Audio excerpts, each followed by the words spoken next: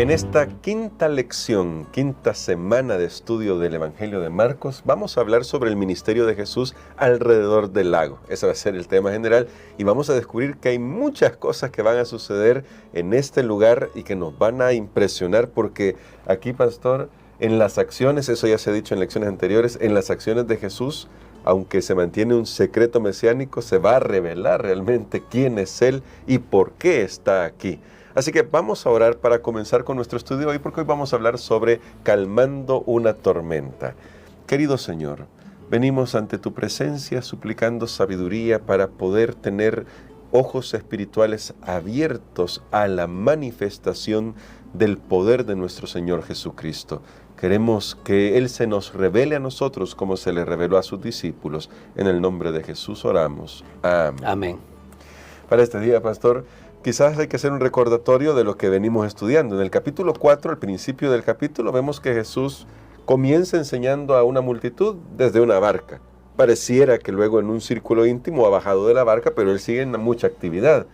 Hacia el final del capítulo, y son los textos que vamos a leer a continuación, nos encontramos con nuestro Señor Jesús que entra en una barca porque tienen que cruzar el mar de Galilea y el asunto es que está muy cansado. Vamos a leer el texto, de hecho, vamos a ir ahí para que veamos algunos elementos que aparecen en este pasaje. Está muy cansado de la actividad y se nota en cómo ahora va a reaccionar el cuerpo del Señor, que termina dormido. Dice verso 35 de Marcos capítulo 4, verso 35 en adelante, de la siguiente manera. Aquel día, cuando llegó la noche, les dijo: pasemos al otro lado. Y despidiendo a la multitud, le tomaron como estaba en la barca. Y había también con él otras barcas, pero se levantó una gran tempestad de viento y echaba las olas en la barca, de tal manera que ya se anegaba. Y él estaba en la popa, durmiendo sobre un cabezal. Y le despertaron y dijeron: Maestro, ¿no tienes cuidado que perecemos? Y levantándose, reprendió al viento y dijo al mar: Calla, enmudece. Y cesó el viento y se hizo grande bonanza. Y les dijo: ¿Por qué estáis así amedrentados? ¿Cómo no tenéis fe? Entonces temieron con gran temor y se decían el uno al otro: ¿Quién es este, que aún el viento y el mar le obedecen? Pastor, justamente aquí vemos algunos elementos muy interesantes. Le tomaron como estaba, seguramente súper agotado del día, pero ¿qué es lo que está ocurriendo acá? ¿Y por qué lo que está ocurriendo acá finalmente va a darnos una primera revelación? Bueno, no una primera, porque ya vemos lo que ha sucedido en algunas ocasiones anteriores, sino que nos va a dar una manifestación inusual, si podría decir, de Dios en la persona del Señor Jesús. Muy bien, hermano Gerson, tenemos esta historia, pasamos de las enseñanzas a la acción nuevamente, y estas historias realmente van a continuar con el tema que habíamos estado tratando en las parábolas. Por supuesto que van a tratar también con el asunto de la identidad de Jesús, que lo estamos viendo aquí claramente con la pregunta: ¿quién es este? Ahí nos vuelve a recordar, estamos hablando de conocer quién es Jesús, que Marcos lo ha identificado para sus lectores plenamente de entrada, en el primer versículo de su evangelio, pero que en el desarrollo de los eventos las personas tuvieron que ir descubriendo realmente quién era Jesús. Pero digo que aquí también retomamos el asunto que estudiamos con las parábolas. ¿Por qué razón? Porque, por ejemplo, sabe que las historias que vienen a continuación del capítulo 4 y el versículo 35 hasta el capítulo 5, vamos a ver unas 5 historias, y estas 5 historias también tienen que ver con la elección que uno tiene que hacer. Al conocer quién es Jesús, al ver sus obras, nosotros tenemos que tomar una decisión. Es lo mismo de los terrenos. La semilla es la misma, el sembrador es el mismo, pero el terreno es diferente. Y Jesús va a hacer milagros, va a hacer señales, va a demostrar su autoridad sobre la tempestad, sobre los demonios, sobre la enfermedad. Estoy haciendo una introducción, una vista general de lo que viene, y sobre la muerte. Y ante todo eso, el ser humano va a tener que responder. En este caso los que estaban ahí, ahora nosotros como lectores vamos a tener que responder realmente. Y esto es lo que estamos viendo aquí en esta historia de la tempestad. Los discípulos tenían que elegir entre fe y temor. Siempre nosotros tenemos que elegir. Dios está obrando. Y digo esto como base porque lo vamos a ir viendo más claro a medida que vamos estudiando esta historia. Dios está obrando, Dios está haciendo su obra. No podemos decir, bueno, es que tal vez aquel se va a salvar porque tuvo más oportunidad, porque Dios hizo más milagros en ellos. Dios nos va a demostrar a través de estas historias que Él está dispuesto a revelarnos quién es Él y que nosotros tenemos que dar una respuesta. De hecho, en esta historia de la tormenta, nosotros encontramos que la embarcación de los discípulos no era la única. No. Cuando Jesús invitó a sus discípulos a ir al otro lado, las personas que habían estado escuchando su enseñanza, otros también tomaron sus embarcaciones y estaban en el lago en ese momento. Y ahora creo que entramos en sí en la historia. ¿Era un lago o era un mar? Sí. Siempre es algo que algunos de repente dicen el lago de Galilea o el mar de Galilea. En realidad era un lago, sí, claro. Pero se le llamaba un mar porque pues era la extensión más grande de agua que ellos tenían allí, y también por las condiciones que se daban en ese lugar. Estaba tratando de ver las dimensiones de ese lago, y para aquellos que son salvadoreños o que viven aquí o que viven fuera de nuestro país, bueno, y son salvadoreños, conocemos el lago de Ilopango, sí. y sabe que estaba viendo según las dimensiones que este lago sería el doble o aún mucho más grande que el lago de Ilopango, tal vez unas 3 veces el lago de Ilopango. O sea, era una extensión, una superficie, cubría una superficie bastante grande, pero tenía una peculiaridad. A unos 50 kilómetros estaba el Monte Hermón, elevado con las montañas ahí donde ya pues hacía frío. El lago de Galilea estaba bajo el nivel del mar, unos más de 100 metros, un lugar caliente. Entonces cuando ese aire caliente que se levantaba y chocaba en la atmósfera con el aire frío, a veces se producían unas tormentas en ese lago con olas, con todo eso, y por eso también era una costumbre de llamarle mar. Allí fue que Jesús fue con sus discípulos, y entonces comenzamos a notar algo. Comenzamos a notar a un Jesús humano, la parte humana. Él había estado todo el día dando sus enseñanzas. Mire, para alguien que es maestro, alguien que es predicador, aunque parece que los maestros hablan todavía más que los predicadores, porque tienen toda una mañana, una tarde para dar sus clases, y a alguien que tiene que hacer esta actividad en aquel tiempo que no existían parlantes, micrófonos, realmente era una tarea extenuante. Jesús entró a la barca y durmió. Vemos su parte humana. Y me llama la atención esto, pastor, porque en esa parte humana, podríamos decir, para encadenarlo con lo que estamos viendo, que Él duerme tan profundamente que pareciera como que si no se ha dado cuenta de lo que está sucediendo, sus discípulos llegan a despertarlo porque la situación se vuelve realmente apremiante, algo sorprendente para personas acostumbradas en su mayoría a este tipo de eventos porque trabajaban en el agua. Pero aquí viene la pregunta, pastor, ¿qué elementos hay en la acción de Jesús que se van a comparar con otros momentos de la Biblia en los que Dios se revela a sí mismo, o un ángel de Dios se revela a sí mismo, o revela la gloria de Dios, quiero decir, y de esa manera transmite ya con solo esa revelación un mensaje? Muy bien, creo que es una pregunta muy importante para esta historia y para la identidad de Jesús. Vemos a un Jesús plenamente humano, pero no nos confundamos. Él está cansado, está dormido sobre la popa del barco, pero no es solamente un ser humano, sino que es algo más, es alguien más. Y ahí tenemos entonces nosotros ese momento en el que Jesús es levantado por sus mismos discípulos y le hacen una pregunta: Maestro, ¿no tienes cuidado que nosotros perecemos?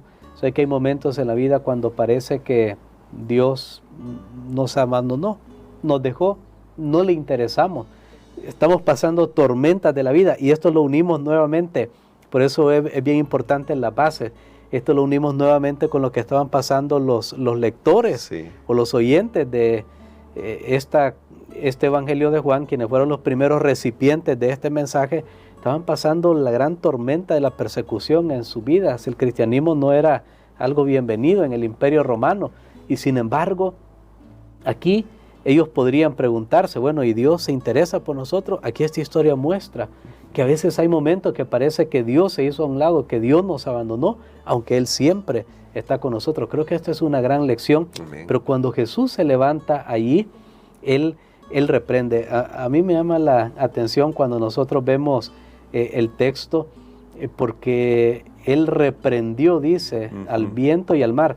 Aquí se personaliza o se personifica, creo que esa es la palabra más adecuada, al viento y al mar, y Jesús le dice, calla y enmudece. Es lo mismo que Él ha hecho con los endemoniados, pero ahora lo hace con el viento y con el mar, y cesó el viento y el mar. Ahora, esto provocó un gran temor entre los discípulos. Recuerden que ellos tenían que escoger en esta acción de Jesús sobre la fe o el temor. Y en esta acción ellos quedan espantados porque ellos son judíos y ellos saben que en las Escrituras, en el Antiguo Testamento, nosotros encontramos que esta es una acción que solo Dios hace. Para aquellos que tienen su lección de la escuela sabática, yo creo que es extraordinario el Salmo 104, pero yo les tengo una noticia en este momento. No es el único salmo que habla acerca de esto, que habla acerca de Jehová, Dios o el Señor, o Dios el Padre, como queramos llamarle, que tiene poder sobre la naturaleza, poder creador. De hecho, el Salmo 104, tal vez no vamos a poder repasarlo hoy en este momento, pero sabe que estaba viendo que está estructurado basado en los días de la creación. Es interesante, desde el primer día hasta el séptimo día de la creación, pero eso será en otro estudio que podemos hablar un poco más de él. Pero hay otro salmo que no he mencionado en nuestra lección, que sí me gustaría que podamos ir al libro de Salmo, el capítulo número 107.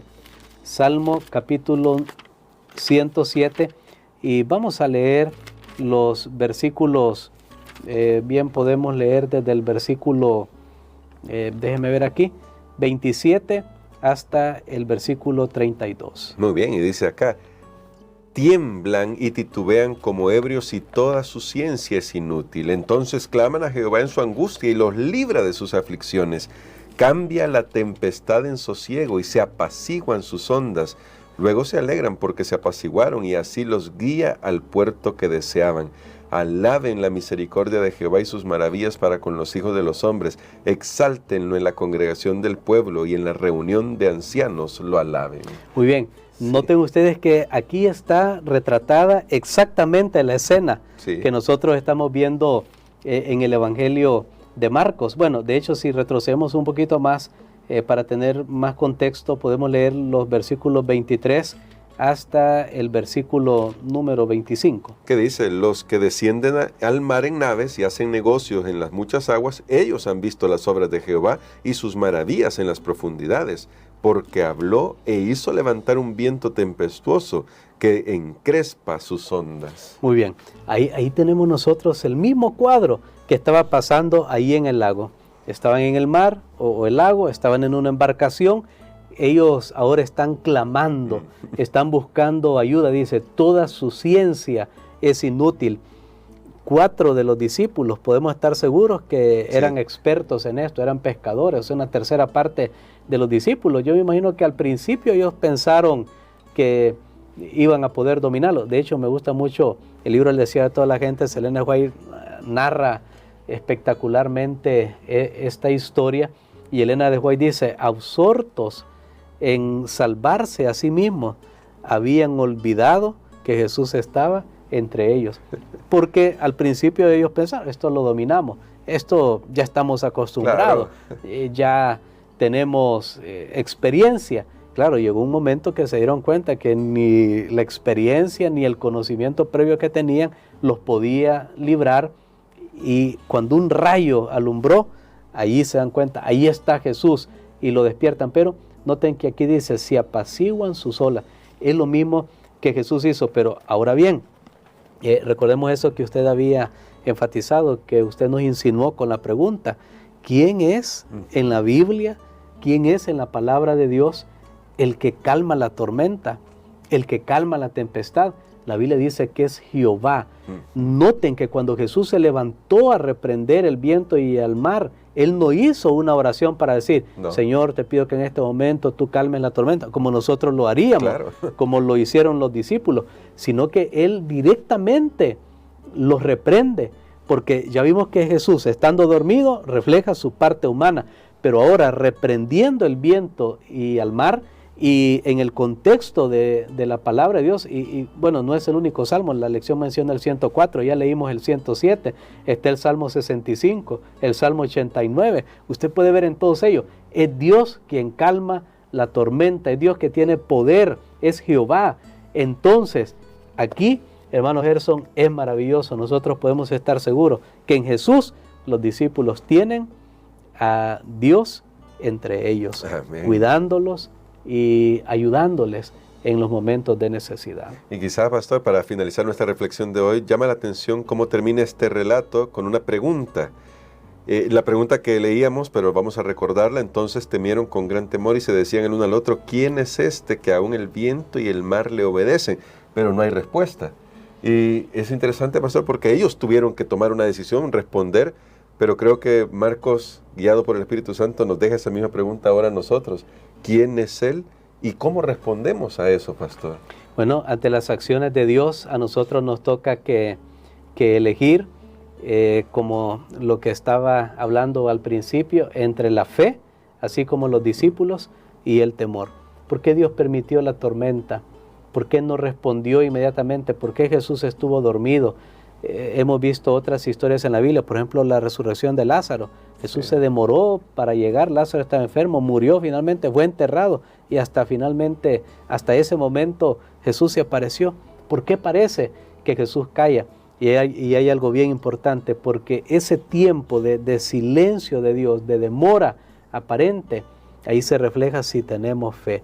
Y si queremos depender de Él, nuestra necesidad de Él, si Dios siempre nos diera todo lo que le pedimos a cada instante y como lo queremos, nunca nosotros sentiríamos nuestra necesidad de Él. Pero qué bonito a veces llegar un momento que uno dice, aquí nadie me puede ayudar, aquí nadie puede salvarme, solamente Dios. El que calmó la tormenta es capaz de calmar las tormentas del alma. Y eso es lo que nosotros podemos estar seguros hoy. Recuerden que Jesús reprendió no solo la tormenta, sutilmente los reprendió a ellos también por su falta de fe. Ahora nos toca escoger a nosotros realmente decidir qué vamos a hacer con las obras de Dios que se manifiestan maravillosamente en nuestras vidas. Amén. Queremos, pastor, que ore por eso, por nosotros, porque seguramente usted, mi amigo, mi amiga, está pasando por tormentas y como decía nuestro pastor, puede ser que piense que Dios se ha olvidado. Todos hemos pasado por esa experiencia, pero hoy se nos confronta ante esta verdad y con las preguntas que ya decía nuestro pastor, que sutilmente también reprende a los discípulos, ¿por qué estáis amedrentados? ¿Cómo no tenéis fe? En otras ocasiones el Señor se presentaba para decir, no teman porque yo estoy aquí. Ayúdanos con esta oración, pastor, para que aprendamos a esperar confiados en el Señor. Amén. Padre, gracias te damos, Señor, por esta lección maravillosa. Gracias te damos porque tú estás presente con nosotros y te hemos pedido tu presencia. Y aun cuando muchas veces no la hemos solicitado, tú siempre estás ahí viendo, cuidando. Gracias porque tú deseas, Señor, que nosotros podamos saber que nunca estamos solos, nunca estuvimos solos en este mundo. Tú nos estás guardando y cuidando del mal. Ayúdanos para aceptar, para reconocer quién eres tú de una vez por todas, Señor, en nuestras vidas. Lo pedimos en el nombre de Jesús. Amén.